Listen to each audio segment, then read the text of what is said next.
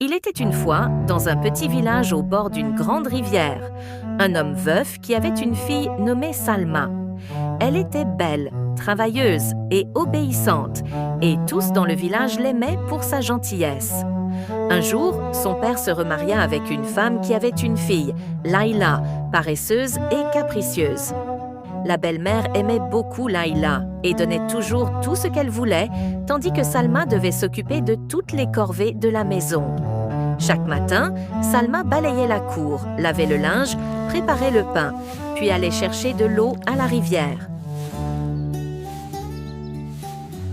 Tandis que Layla restait assise à regarder, se plaignant de tout. Un jour, alors que Salma transportait des seaux d'eau, elle aperçut sur la rive un petit oiseau pris dans des ronces. Elle s'approcha doucement et le libéra, prenant soin de ne pas lui faire mal. L'oiseau gazouilla et s'envola. Salma sourit et continua son chemin. En revenant, elle trouva la rivière en crue et plusieurs paniers de fruits de la maison flottant dans l'eau. Sans hésiter, elle plongea et sauva un à un les paniers jusqu'au dernier.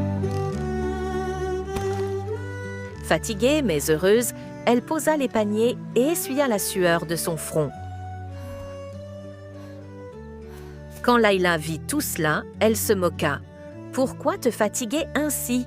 Personne ne te remerciera. » Mais Salma répondit calmement, « Il vaut mieux faire ce qui est juste que de se plaindre inutilement. » Le soir, alors que la lune se levait, Salma décida de nettoyer le vieux moulin abandonné au bord de la rivière. Les habitants avaient nos peurs d'y entrer, mais elle savait que tout travail fait avec sincérité porte ses fruits. Elle enleva les ronces, balaya la poussière et fit briller les vieilles pierres. Le lendemain, le village découvrit que le moulin était redevenu utilisable. Le meunier, qui était parti loin pour affaires, fut surpris et heureux de retrouver son moulin intact. Il déclara « Que Dieu bénisse celle qui a accompli ce travail !» Pendant ce temps, la belle-mère et Layla virent que tout le village parlait de Salma et se moquait d'elle pour leur paresse. Layla était furieuse et refusa de lever le petit doigt, mais le moulin resta une preuve de la bonté et du courage de Salma. Un matin, en passant près de la rivière, Salma aperçut un coffre flottant. Elle le tira à terre et l'ouvrit avec précaution. À l'intérieur se trouvèrent des bijoux anciens, de l'or et des tissus précieux. Salma pensa « Tout cela est pour aider mon père et le village, non pour moi seule. » Elle ramena le trésor chez elle et en donna la moitié au village pour réparer les maisons et nourrir les pauvres. Le reste, elle le garda pour aider son père et améliorer leur maison.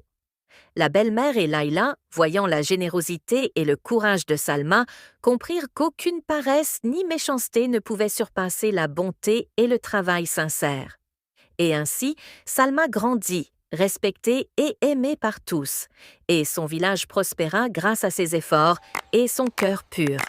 Et chaque fois qu'elle passait près de la rivière, elle se souvenait de l'oiseau et du moulin et de la leçon qu'elle avait apprise. La patience, le travail et la bonté sont toujours récompensés.